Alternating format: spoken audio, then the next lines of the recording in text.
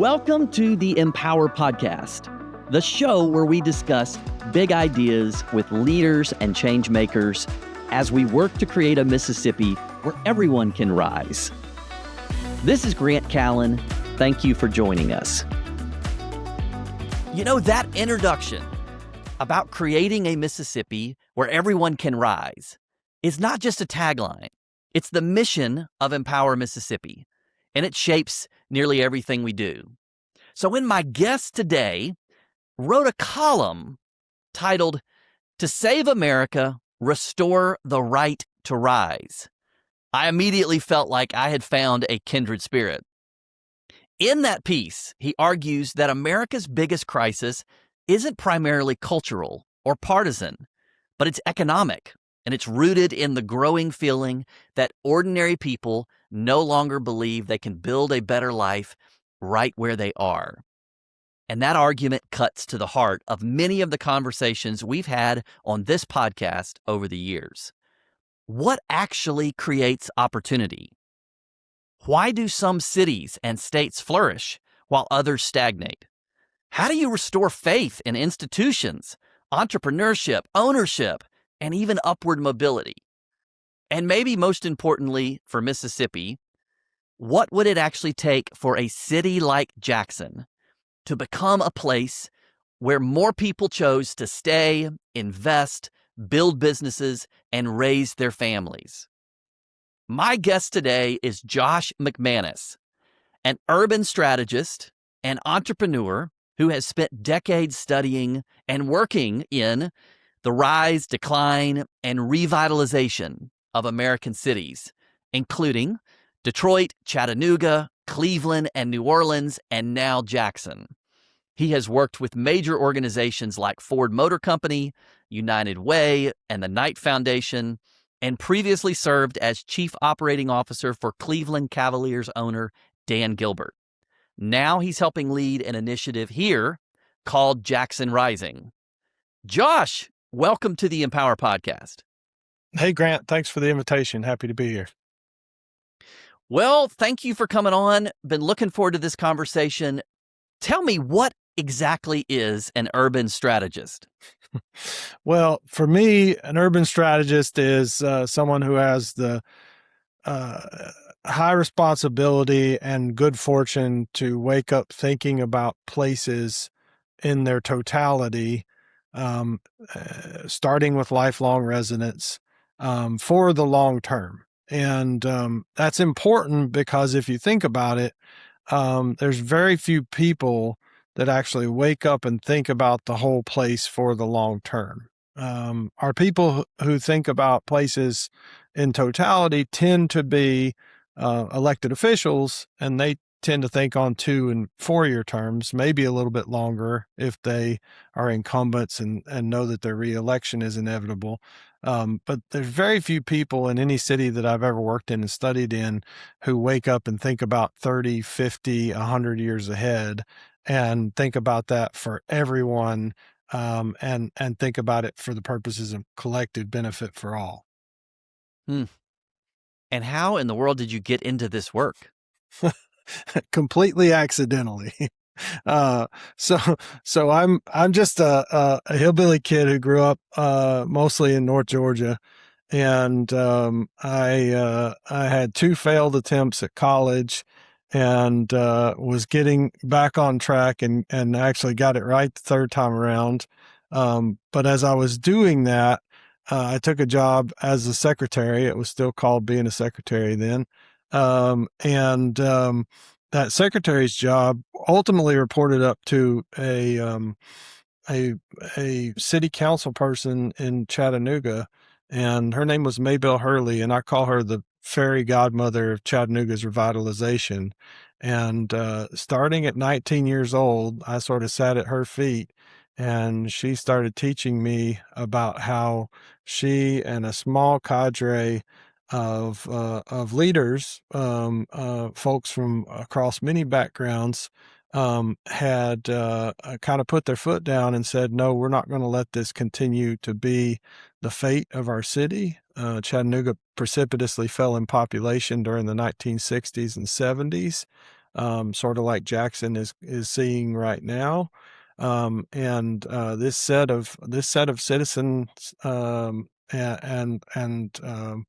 local leaders stepped up and said, we're not going to let that happen. And I got the good fortune to study under them, and that put me on this track that I'm still on today.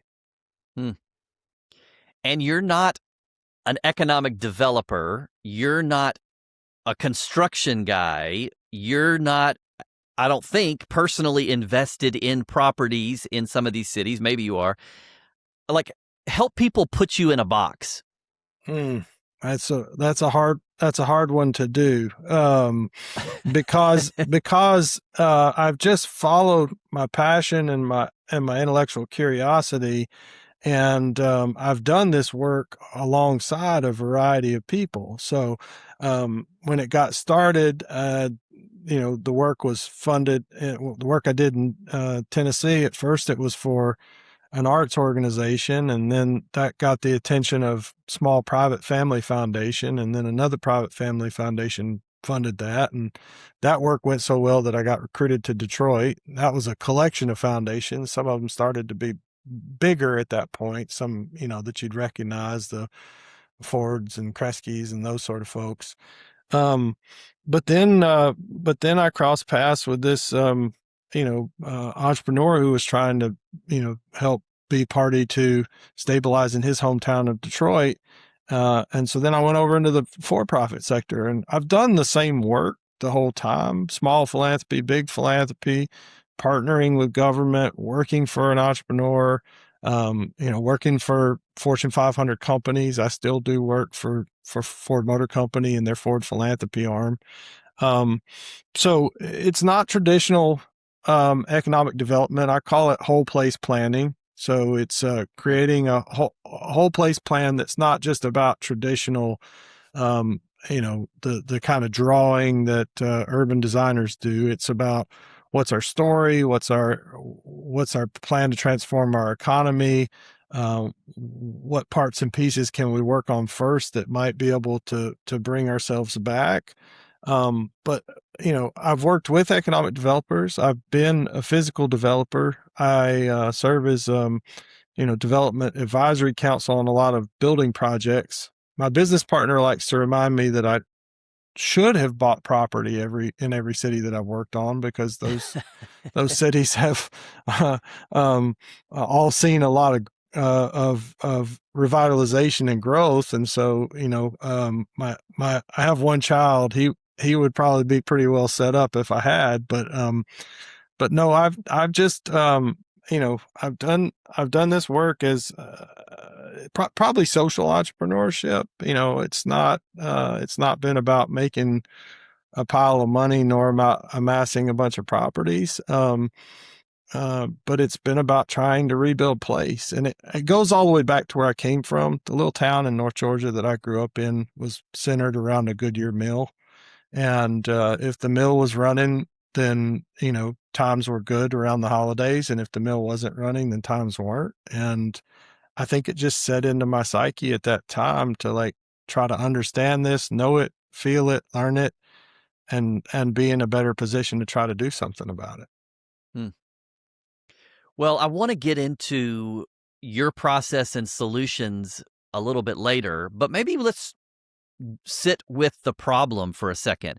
As you have seen a lot of cities, are there patterns that seem to repeat themselves in cities that struggle?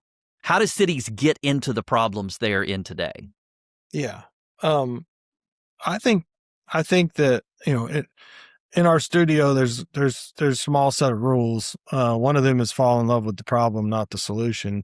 And Yeah. so I've really tried to take a broader look, and it pains me sometimes to be on some of the social media feeds in my cities that I care about. And, I did a little bit of that before we got on this recording, because there's so many people that have so much anger and so much angst and so much blame. I think it's really important to say what's the real problem that we have here, not any of the symptoms. And you have to look at it with a very long arc to understand the real problem, in my opinion. American cities were laid out on top of a county grid. That county grid was established in the United States, started forming not too far after the original 13 colonies, and the colonies started subdividing themselves. The general size of a county was established pretty early on. In some places, the size of a county was how far you could ride a horse in a day. That was what sort of laid out the size of a county. So when we created counties and cities, when we started doing that, we lived on horses. The car didn't exist. The train didn't exist. And why that becomes important later on is once we establish an Eisenhower interstate system and this very easy, plane and train travel, we become more fluid. So we start moving all over, and then we can start crossing these traditional boundaries very easily. Like, you don't think about it every day when you cross the Jackson city limits or the Hines County line or the Madison County line. Yeah, it's not something that we even really register. Whereas at the time this was all laid out, if you took the trip from Jackson to Madison, you had packed your horse and you had packed up a bunch of sundries and left water, and like you were going to go make a trip. And so as the world started to move faster and further with greater ease, entire regions began to change from it. And Jackson, my study of Jackson, looking at the size of the city, you've actually been losing population at the core probably since the 1950s. Yeah, this industrial buildup, as almost all states and cities did. So you built up in your capital city, some industry, some light manufacturing, a lot of state business, some white collar stuff, but it builds up, and then as you open up post World War II, the GI Bill, all of the FHA lending, the federal highways investments, that then makes it easier for you to move further and further away from the city and still utilize the city to your advantage. And some folks think, we've been losing only since the 1980s, or I want to go back and I want to ascribe this problem to Brown v. versus Board of Education. But really, if you will truly study the population trends, this all begins far before that in American cities, and it's equipped by the fact that we just have ease to be able to spread. And when you start to spread, what happens? Well, cities keep trying to re-put their arms around that spreading population. So Jackson annexed itself in the 50s. It annexed in the 60s. Its last big annexation, to my read of the history, is 1976, where it grows from something like 65 square miles to over 100 square miles. And what's it doing? Because a city, the way our business model of a city works is through property taxes. It's trying to keep enough property taxes to be able to offer police, fire, water, sewer, roads, sidewalks, the major things you need for quality of life. So if you look at the census numbers, Jackson doesn't start falling until 80, but it's de-densifying from the 1950s on. And for everybody that leaves, and some folks like to call that white flight, I like to call it resource flight, because it tends to be the folks that leave or those that have economic choice to do so. Of course, a lot of those people were Caucasian, but if you really dig into the data, you find that it was people who had choice. The people that don't leave either are cloistered and are in situations that they feel comfortable with. They can provide services for themselves through shared resources, or they don't have economic ability to leave. They are stuck. So you get isolated and co-located poverty. This is the exact same story, by the way. I think, some people, as I've come to Mississippi, have been like, you don't understand. We're so special here. This is just our particular issue. And I've been told that same thing in Chattanooga, in Cleveland, in Akron, in Detroit. Everybody has told me, as 30 years of doing this, like, we're special, we're different. And granted, there are certainly flavors and sub issues, but generally it's like, no, this is post-industrial America. And these cities have followed a similar trajectory. And then once you follow that trajectory, it's very easy to get into a blame game. And the cast of characters in the blame game is the same in every place that I've ever been. In fact, one of the comments I saw on social media earlier was, last person out of Jackson, turn off the lights. And that was the exact same comment I saw in Detroit in 2010. Here we are 17 years later. And just to give you a little foreshadowing of hope, Detroit goes from 2.5 million plus workers, including transient workers, in 1950, and loses to where today it has, on the most generous count, just over 600,000 people. And this is in a city size that's pretty similar to Jackson. It's 141 square miles versus 113 square miles.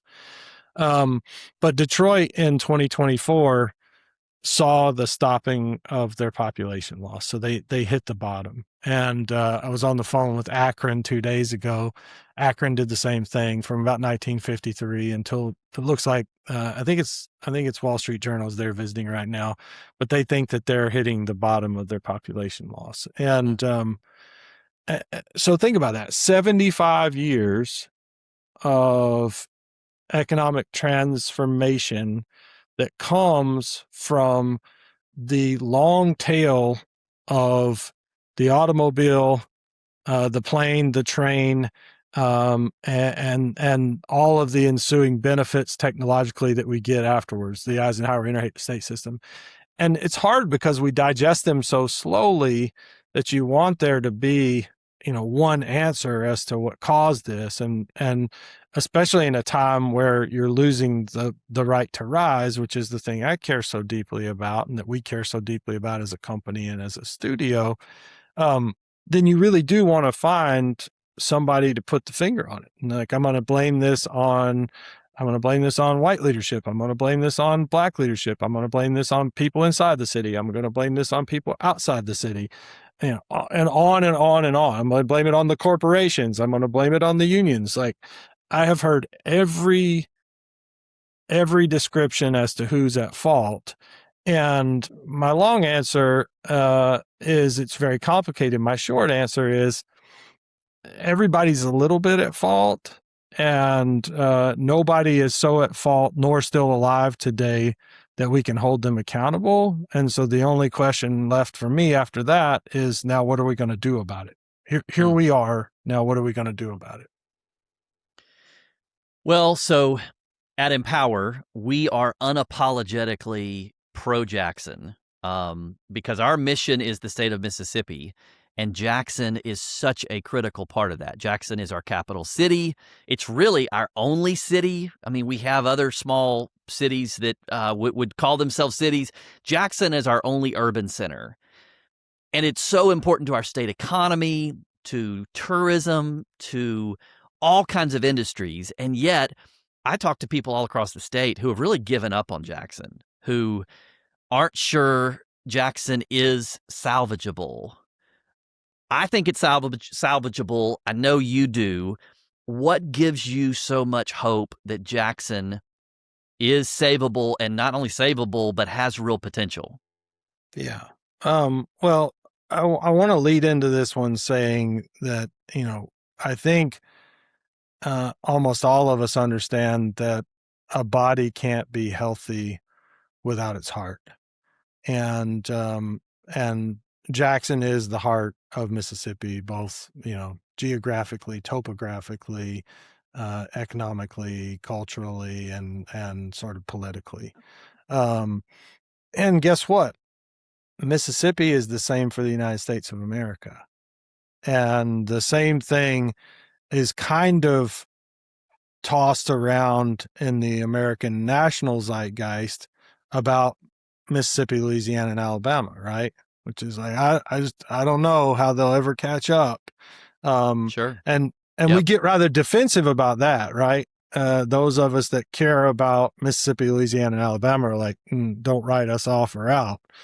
But when we do it to ourselves, when we talk about, Jackson versus the rest of the state, it's suddenly okay for some reason. I believe that, and this is from, years of studying post-industrial places. I was in Scotland when I was doing my master's work, and we were studying Edinburgh and Glasgow, and they had this epiphany. Edinburgh did financial services, and Glasgow did manufacturing, and that for 30 years they have been fighting against each other, sort of the way that Jackson and the region are doing right now, and that they realized that they offered and did two entirely different things. They were not competing for the same things, but that in competing with each other, the rest of the world had left them behind. And then when they got shoulder to shoulder and said, "This is what the Edinburgh Glasgow region has to offer in a global market," that all of a sudden they started stabilizing population and gaining progress on the national stage. And I think that's the task that's before Mississippians right now, is to decide, do we want to fight against each other, or do we want to compete in a national and global economy that is moving at a lightning pace right now? Um, and and sadly, it is easier to turn back in upon ourselves and fight with each other than it is to fight in the global economy. But I feel pretty confident as to what that road looks like. If we continue to fight with each other, that's further and further behind, to the duress, dismay, and sort of downward economic mobility of many. Why I know change and progress are possible is because I had the good fortune to participate in the Chattanooga miracle, which is Chattanooga has um, not just stopped its population loss, it stopped its population loss, it regained its post-industrial loss, and it's now eclipsed that its original high point. And like say, Detroit has stopped theirs, Akron has stopped theirs. And so I know from participating in the case studies what is possible. And at the heart of all of that is a secret. And the secret is the places that are thriving have figured out how to embrace a culture of abundance. They've been able to test out and feel their way through this notion of, can working together work? And by doing that, they've escaped this culture of scarcity. And the culture of scarcity says, if you win, then I'm somehow losing. And therefore, I would rather nothing happen than the prospect of you possibly winning. And so finding our way from the culture of scarcity, which I feel very comfortable. I'm an outsider. I'm a tall white guy. But I've talked to enough people during my time visiting Jackson. I feel like culture of scarcity that most everybody can agree that we're in that at the moment. Yep. And finding our way out of that feels like the work of this time, to the benefit of the generations that are coming behind us. Yeah, I think of when you talk about scarcity and a culture of scarcity, I hear it in the suburbs, where people in the suburbs think, I have heard them voice, well, we just need to build a wall and protect ourselves from Jackson, not realizing how much the suburbs have benefited from being next door to an urban center like Jackson. I hear it in the city of Jackson, where they feel like if something good comes to the suburbs, it's necessarily an attack on the city of Jackson because they chose not to start their company or grow their company in the city. people communicate that way about where you buy a home, where you live. They communicate that about what school you attend. It's a lot of us versus them instead of this culture of abundance that you're talking about. So tell us more about how, what is the Jackson Rising Initiative, and how are you bringing people together around that idea of abundance? Yeah. Well, let me be clear on Jackson Rising. It is a, a 3-month project that we had the good fortune to be asked to help with um, by a variety of actors. There was some Kellogg Foundation money at the Community Foundation for Southeast Michigan. A friend of mine named Ray Nielsen called me and said, could you help out using some of the things you've learned in other places? And then 15 other funders wrote checks anywhere from a couple $100 to $5,000 to put together a relatively very small amount of money to come up with immediately investable ideas to try to help Jackson in economic transformation through the lens of benefit. I bring certain biases into the work. We all bring biases into work, but I bring a bias of um, to the benefit of lifelong residents. I'm not interested in the work unless we start with the folks that um, who've had to weather the worst of the population loss.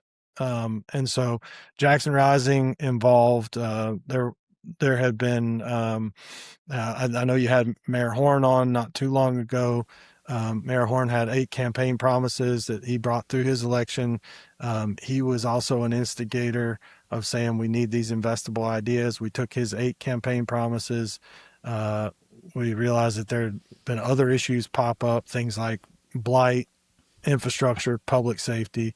So we ended up with 14 problems that needed to be worked on. We invited over 500 people, over 300 people showed up. These are some mostly representatives of institutions, organizations, the people that could actually take this stuff to work, but also representatives of neighborhood groups, interest groups, just some folks. I had concerned citizens call me, and I was like, hey, come on, come show up for the meetings. So 300 people sat at 14 tables. There were over 30 meetings. They came up with 500 ideas in total. All of this is on jxnrising.com. All the ideas that they came up with, those got hammered down through a democratic process at the tables into 50 investable ideas. So about 3 per category. And now those are open source and available to the public, and certain work groups are continuing to take their ideas forward. But the idea with Jackson Rising was to do something immediately so that when outside corporations, foundations, other folks asked how they could help, which that was something that had come up for the mayor after election. As you meet Jamie Dimon from JP Morgan Chase, and he says, how can I help? And he didn't have an answer for that. And so Jackson Rising was created to try to answer that. And that's what you'll see on the Jackson Rising, jxnrising.com website. What it was not is not a comprehensive plan. It's also not an entity or an enterprise. There are no employees there. It was a set of 4 people that helped just to make it all happen. And we were all just contracted to do that for those 3 months. What came out of it, I think, was some really incredible investable ideas. If you dig into that list, some short-term ideas, some long-term ideas, the thought that we need to eradicate blight inside the city of Jackson, the idea that we have parks and public places that need attention right now, that need money brought back to them, the thought that we need more neighborhood infrastructure, that some neighborhoods are bound together with leadership right now, and some don't have self-organization capacity, so that we need to enhance our ability to self-organize as a neighborhood, that we need grants for certain things. People that are on fixed incomes need to be able to fix their roofs and make sure that their, power bill is not sky high. And then things like a 2050 plan, like we need to decide not where we've been, but where we're going. So all of that came up in this process. All of it's posted out there. All of it is open source, free and fair for people to take forward. And now the question stands as to, you know, who all is available to get that work done. And, I think that the city has their hands full just with, trying to fill the budget gap, and deal with deferred maintenance and major problems on a number of issues. We see those play out in the media every day. And so the reason that I'm happy to come share on, discussions like this is I want to encourage other people to take up the responsibility. Those who haven't given up on Jackson, and I know from Detroit that, even those that give up, may come back to the party at some point. But those that haven't, there's work to be done. And this is a really good starter place. And the other thing we've done is if you don't see your ID on there, we've left a submission form set up to where people can continue to submit their best ideas for moving the place forward. But it's about making it fashionable to get out and do something. That same friend of mine, Ray, he helped with getting the trees trimmed on the entrance off of 55 there into downtown.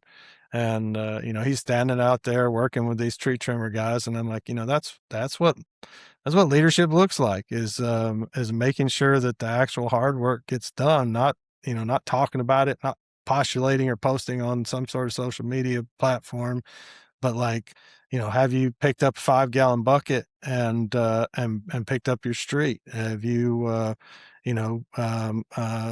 actually reported the blight and the pothole in your neighborhood? Because, those things do actually have to be put into a system before they can be properly addressed. So anyway, I'm going on, but that's some about Jackson Rising. I love that. And I'm going to ask you a question that I asked you recently, and I thought you had a good answer, so I'll ask it again. When I have thought about Jackson and what it will take to rebuild it and build a thriving city, I've looked to sort of like some other examples of that. And when I look at other cities across, especially the Southeast, I think of Huntsville is known for rockets and space and defense. And, St. Louis is known for, they've got the Arch and they've got Budweiser and the Cardinals. And Austin, Texas is like quirky and live concerts and keep Austin weird. From an outsider looking at Jackson, what are the cultural assets that we have that you think we can build on? Yeah. Every city has a unique civic DNA. It's economic, it's cultural, it's social, it's technological. When I worry the most is when a city tells me, hey, we're going to be the Silicon Prairie, right?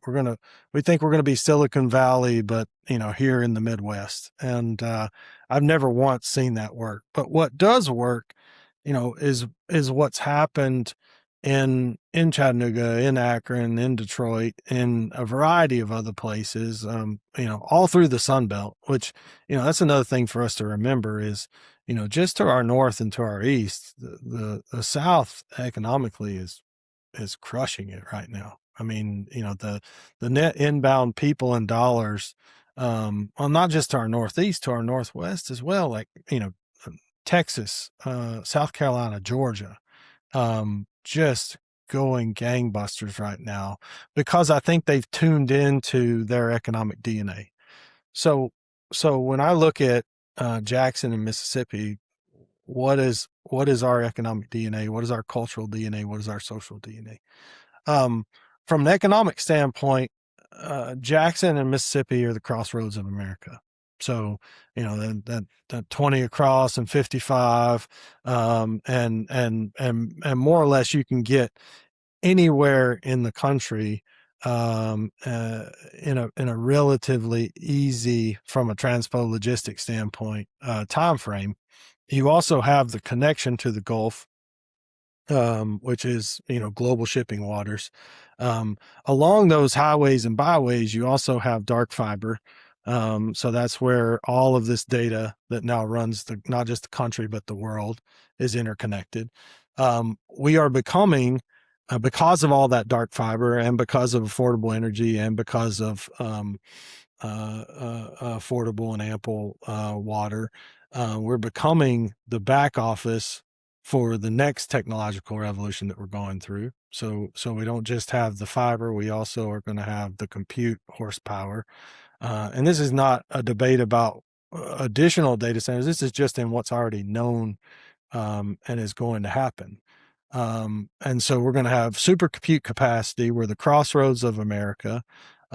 We are the fountain well of American cultural production. There's very little in American music, American art, American cinema that doesn't Literature. especially literature, that doesn't in some way, shape, or form track back to Mississippi, and not just to Mississippi, like to Jackson. And so, you know, and the other thing is your blessings can also be your curses can also be your blessings. And what I mean by that is, you know, everything is so real and continually present from Mississippi's role in America's history of chattel slavery and America's history with the civil rights movement. And what I've borne witness to in Montgomery for the last X number of years now, with Brian Stevenson's work, is Montgomery has taken that that piece of their past and put it on for public discussion in a way that has become an economic engine. It's now the epicenter of the debate. So we have the two Mississippi museums, but I don't think we have a ton of people coming from more than 250 miles away, whereas Montgomery is actually having to build hotel stock right now. They're increasing their infrastructure, because you've got people coming from not just across the country, but from around the world, to consider the past, but they're actually creating a future out of that consideration of the past, rather than trying to say, well, we need to just hold that back and not talk too loud about it. It's been turned inside out. And so I believe, and this doesn't even get into the things that we know already, Jackson works for, which is, it is the epicenter of state commerce. It is where all licensing and permitting and regulation happens from. And so there's already, it's the epicenter of professional Mississippi. It's where your eds and meds are. You have a tremendous, Jackson's a college town. It just doesn't think of itself the way that Starkville or Oxford or Athens or Tuscaloosa does, but it is absolutely just as much a college town. It's a healthcare center of excellence, with only more coming on that side. And, with everything I just mentioned, I'm sure a ton of things I don't even understand: construction headquarters, regional construction headquarters. That's plenty to build upon. And there's so much there to begin with. But if we tell ourselves a story of decline, it's really hard to build upon those pillars of opportunity that are sort of staring us in the face. So you and I are both connected to a project that is really exciting on Northside Drive. And my background in this was, I've been a member at Redeemer Church for over 20 years. And our church has had this long-range vision of not only caring for the spiritual needs of people in Jackson, but caring and having concern for their physical needs.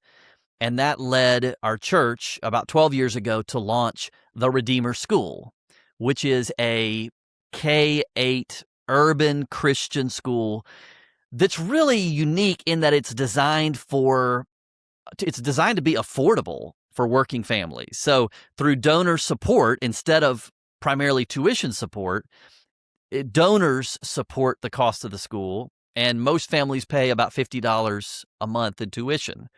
So over time, the school has outgrown our church facility, and at about the same time, Jackson Public Schools began closing several campuses.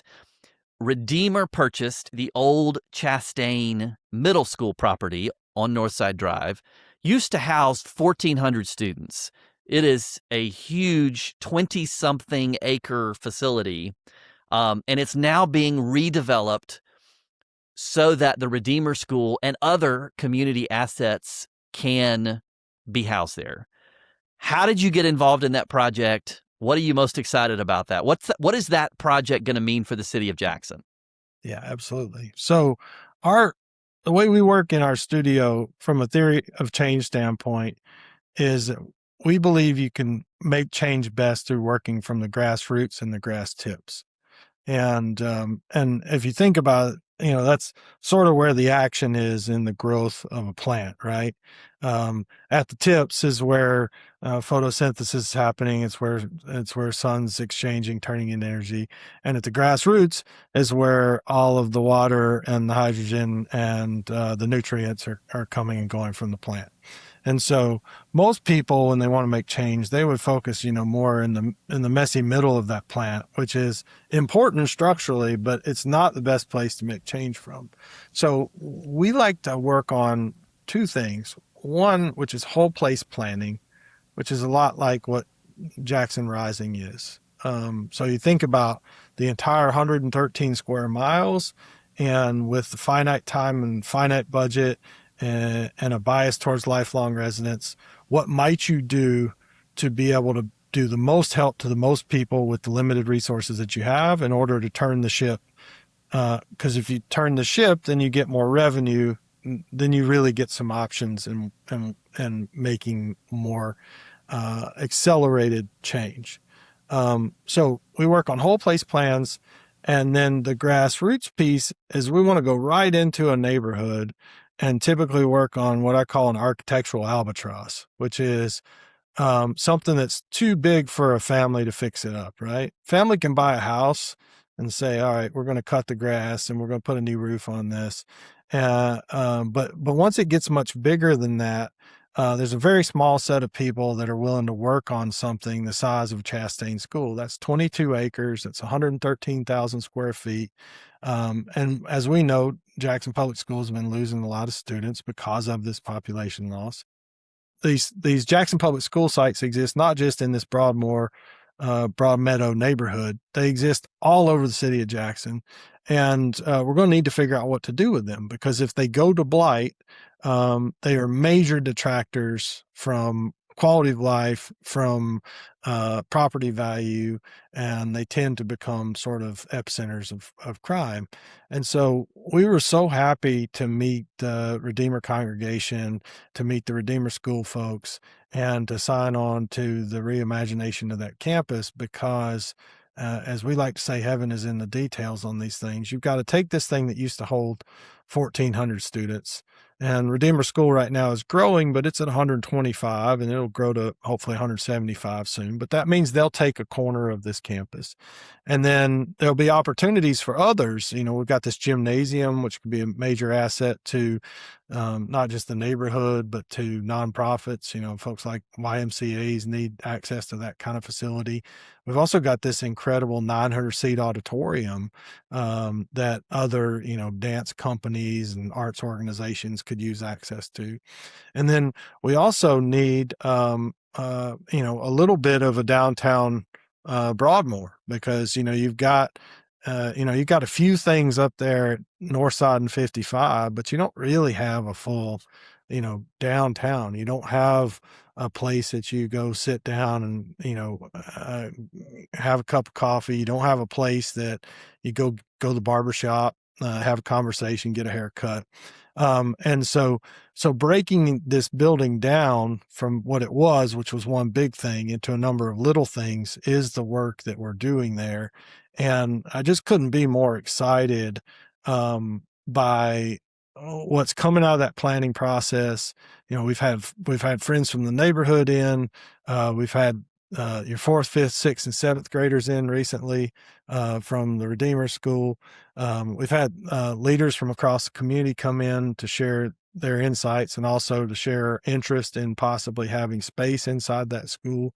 But I hope that it will become, a model and a living laboratory for what's possible for these mega sites that we have across Jackson, and how we might reimagine them to be of service to to a broad swath of the community, to lifelong residents, and those that need assets and amenities. um, it gets to the core of what we believe as an organization too, is that there's only three things that really matter inside a city. Those three things are the head count. So residents, are we gaining or are we losing them? Because that's the business model of a city. And so, if you run a business and you're losing customers every year, that business is not going in a good direction. The second thing is GDP, which is how much money is being made and spent inside those city limits. And we know from Detroit that it's not a zero-sum game. It's not about stealing money back and forth across the county lines, the city lines. It's actually that you need money being made and spent inside the city and in the surrounding region. So we measure for head count. Are we gaining or are we losing folks? Are we gaining or are we losing dollars made and spent inside our city limits? And most importantly, we measure for relative economic mobility. What is relative economic mobility? That's what I call the right to rise, which is, can my child do better than me in a relative economic sense? And a relative economic sense means, do they perceive that they are ascending? And there is actually data that backs it up. It's a laboratory out of Harvard that's called Opportunity Insights. But if you get those three things going in a city, a lot of these other symptoms, a lot of the ways that folks are chirping at each other, a lot of the ways that people are being divided, they start to go away. Yeah, those are big outcomes, almost lagging indicators that will tell you we've been successful. So how do we stand today? Where does Jackson stand on those three metrics? How are we doing? Jackson is still losing, and by recent numbers, may be the fastest losing city, over 100,000 in the United States. And so putting the tourniquet on population loss should be job one for everybody involved. And that's not about taking choice away from people. It's making sure that the offering that is that of being a citizen of Jackson is such that you believe that it's worth what you're paying for. And so we're still losing.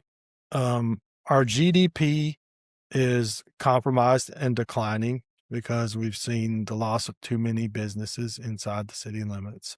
And when you see the loss of businesses, you actually get something called spend shed, which is, I used to buy my groceries inside the city limits. Now I'm buying them outside the city limits. And that means that I'm further devolving the the business model problem. And then on relative economic mobility has been decreasing in the United States overall. Mississippi has some of the worst issues with it in the nation, and so we're not currently faring well. The the good thing, the silver lining in all of this, is when you have been losing, and when you have been declining, every iota of gain helps, and it's actually a lot easier to put the brakes on than to put the gas on. And so, if we could get focused right now on stopping that population loss, on stabilizing the GDP, and on trying to figure out pathways to prosperity for lifelong residents, thereby increasing economic mobility, I think big gains could be made with relatively low investments of money and time. But the first step in a 12-step process is admitting that we have a problem. And right now, we've still got a lot of folks that are admitting that we have a symptom. Hmm. What role does government play in the turnaround, either city government or state policy at the Capitol? Yeah. And I think we should talk about federal as well. Sure. Yeah. So, you know, I like to tell people who get all fired up about who the president is that your mayor is way more important to your life than the president is. Hmm. Despite the fact that you don't see your mayor on every aspect of every social media feed you've got, um, your day in and day out life is so much more impacted by your mayor um, than your president because your mayor is is helping with your police, is helping with your fires, helping with your potholes, is helping with your small businesses, is helping with your Garbage taxation. collection. Yeah, yeah. I mean, my quality of life is so impacted by my mayor, um, and that mayor's job is to deal with today, the here and now, um, and so their role is important, um, but not omnipotent in that it's really really hard to work on a business and in a business at the same time. So um, any mayoral team that I've ever known in all my 30 years of doing this, um, if they have crisis that they're managing, they're going to be working on what tomorrow looks like, not what 2050 looks like. And so city government is important, but it can't be the only thing. Um, and state does tend to have a luxury of being on a little bit longer time horizon, and I think that's what you're seeing from the state investments is they are a little bit more farsighted. They're a little bit more longer arc reaching, um, but state still doesn't answer to a 2050 plan because most politicians are only going to be in office for, a single digit number of years. Um, Federal government, why I like to invoke them is it's really a lot of their policies that got American cities to where we are.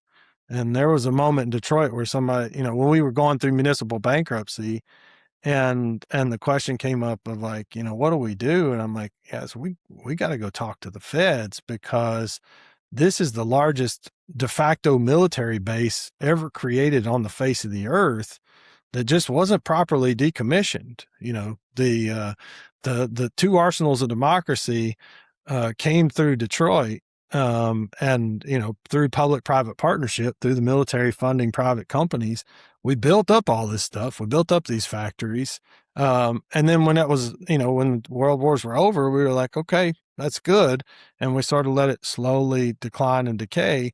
Um, if it had been a military base, we would have had a decommissioning strategy, and we would have sort of shrunk the city smartly. And I don't think that Jackson is far afield from that. It grew and grew to answer to the needs that the state and the country had in the moments that early on were most needed. And now our infrastructure in Jackson is built for a world that used to exist, and we've got to update it to a world that now exists. And so I think we should be talking to, a Defense Department especially to say, hey, we are the heart of the state in the heart of the country. This is the most protected and strategic landmass in the country.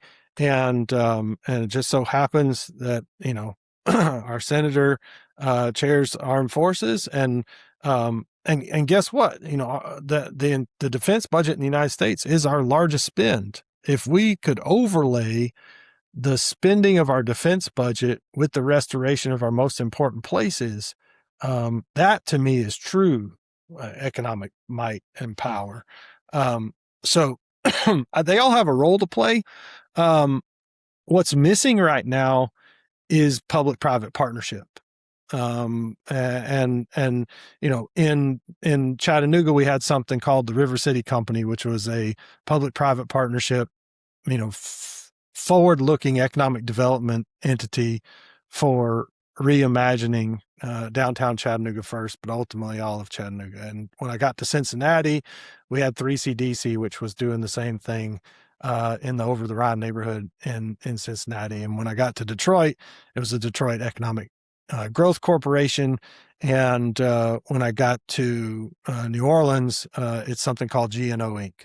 And it's a place where corporations co-locate resources for public-private partnership so that government can do what government does, the private corporation can do what they do, and that they actually all get shoulder to shoulder and back to back and rowing in the same direction so that you can bring progress and prosperity at a higher speed, basically using the full set of tool sets that each of the entities have. The state has a different tool set than Entergy has a different tool set than Blue Cross has a different tool set than your largest employers or your largest companies like Ergon and Yates. Like all of those have different tool sets, and you need a place for them to play together. And so, yes, I'm very pro-government being part of this, but I don't think that government is the only answer. And I think if we stand around kicking sand and waiting on government, that is a fool's errand on the part of a citizenry. And what about private philanthropy? What role does that play? And I'm thinking especially some of these other places you've mentioned, and you had Ford Motor Company, or you had Dan Gilbert. Like you had some very well-funded assets that were willing to invest. We don't have a billionaire in Jackson, period, whether he's ready to stroke a check or not. Do we have enough money here, period, to rebuild this city? Yeah.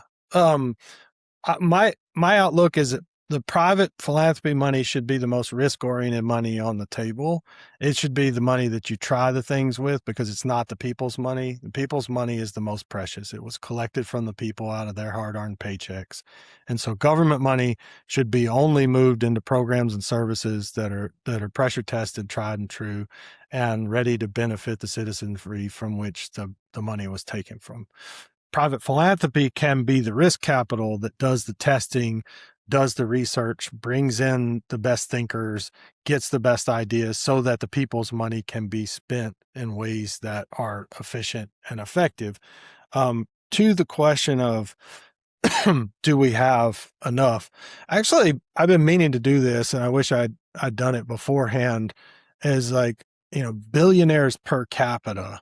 We only have 3 million people in the state of Mississippi, and we do have billionaires in the state, and we also have some other ones that, we have billionaires, we have 100 millionaires, we have people that are in the state that care about it. And I think per capita, I'm not sure that we're as impoverished as our psyches and psychosis have allowed us to be, because just for context sake, we had 5 million people in the Metro Detroit MSA. So, and more or less, 3 billionaire families that we were dealing with, but that's bigger. The Detroit MSA is bigger than the whole state. So the fact that, Mississippi's billionaires don't happen to be in Jackson, I don't know that that's a great excuse. And the thing is, for the families that I've worked with, it's about, putting your money where your heart is.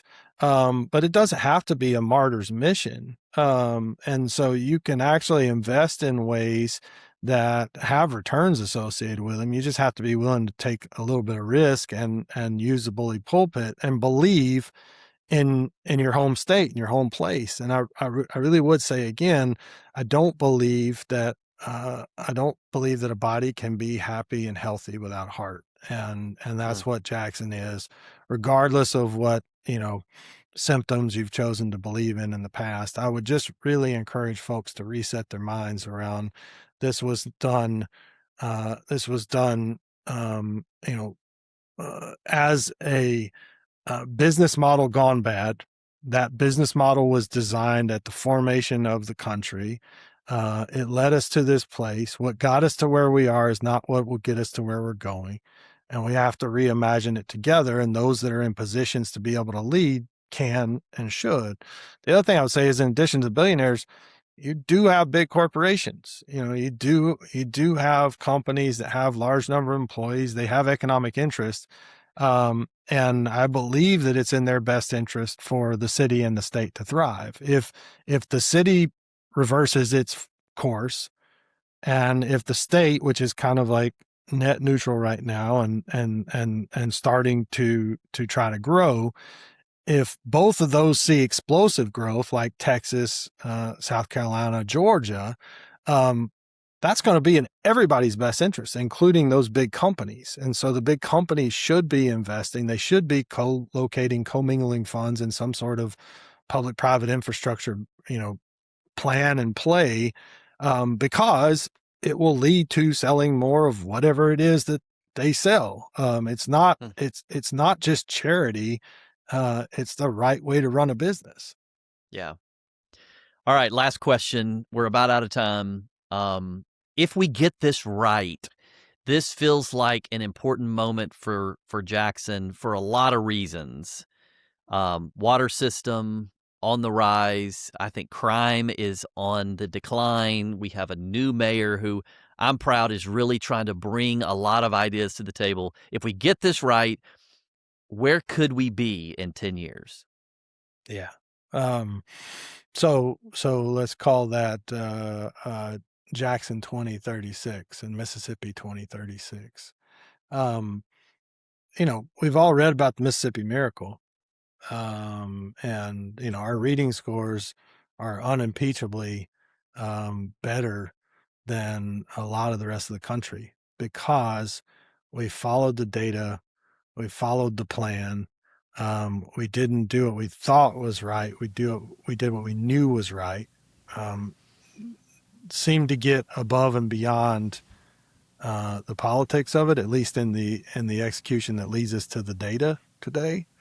Um, 2036 could and should be the same way for a variety of other indicators, where we have put the tourniquet on Jackson's population loss and started to gain again. And that Mississippi and that Jackson have set course for not just catch up, but for generation skip, that we decide that, hey, if we're going to be where all of the AI processing and compute happens, that we're going to endeavor to put our citizens in the best advantaged position. That we're not going to try to educate them for an old economy. We're going to start educating our citizens for the next economy. We're going to position them to generation skip and leapfrog. And guess what? The downside of population loss is decreased population value. The upside of it is we've got affordable housing right now. So we should drive more citizens towards owning housing, more citizens towards small businesses. And I've got some sketching over my shoulder that I've done, some of the ideas for 2036 through 2050.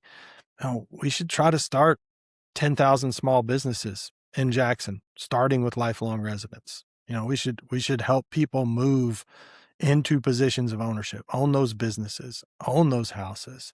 We should try to start 10 million square feet of new industrial space, because there are entirely new and different types of businesses that are starting across the country right now. Trillions of dollars being deployed across the country.